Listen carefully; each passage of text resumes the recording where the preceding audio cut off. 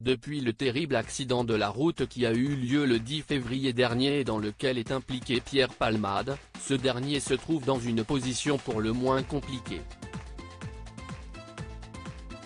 L'humoriste est visé par 3 enquêtes, l'une pour blessure et homicide involontaire, la deuxième pour détention et usage de stupéfiants et la dernière, qui fait suite au signalement d'un homme, pour détention d'images à caractère pédopornographique.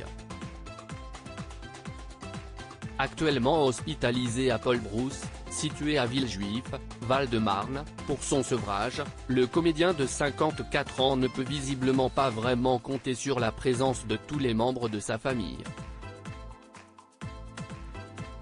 En effet, ce vendredi 24 février, le magazine Voici a révélé qu'il est totalement isolé, car non seulement il est privé de téléphone, mais presque plus personne ne passe le voir. Ses petites sœurs Hélène et Claire sont venues lui rendre visite à l'hôpital où il a été transféré, mais cette dernière aurait brutalement arrêté les déplacements. Tout comme Muriel Robin, très proche de Pierre Palmade depuis le début de leur carrière, sa sœur Claire a eu un clash avec lui, qui a sérieusement impacté leur relation. Il s'est violemment disputé avec elle, 2 jours après l'accident. Très en colère contre lui, Muriel l'a notamment traité d'assassin.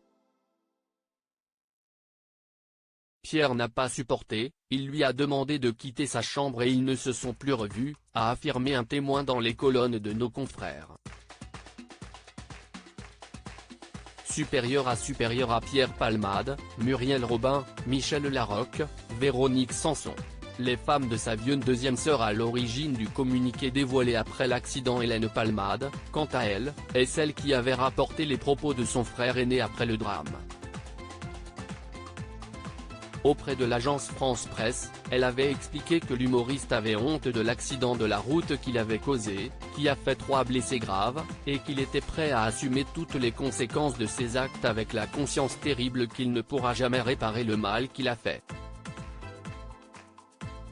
J'ai pu voir mon frère Pierre à l'hôpital. Il se réveille peu à peu et réalise l'horreur de ce qu'il s'est passé, de ce qu'il a causé. Il est catastrophé, affirmait-elle dans un communiqué, en ajoutant « L'idée d'avoir détruit la vie de cette famille le dévaste. Il prie, et nous avec lui, pour qu'il s'en sorte avec le moins de séquelles possible. Il prie vraiment. Il ne pense qu'à eux. » Article écrit avec la collaboration de 6 médias Crédit Photo, Bertrand Rindolph Petrov.